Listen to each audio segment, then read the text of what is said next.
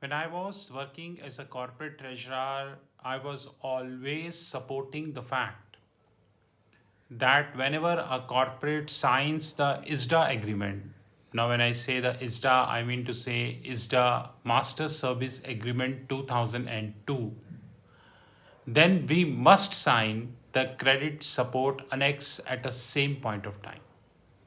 Because I strongly believe that when you take a hedging position, now please note that when I'm using a word hedging position, I mean to say it may be a cash flow hedge, it may be a fair value hedge, or it may be a net investment hedge.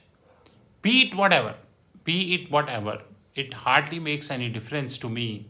But either I am going to be on the export side or I am going to be the import side. Now that is determined by my business model. But having said that, very important thing is how I can reduce the cost of my hedging.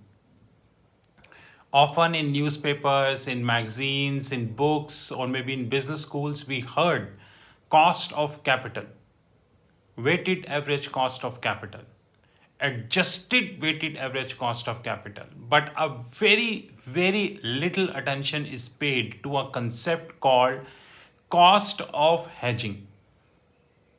I believe that there are industries who are cash rich. Their business model is that they are cash rich. They don't need much capital to deploy.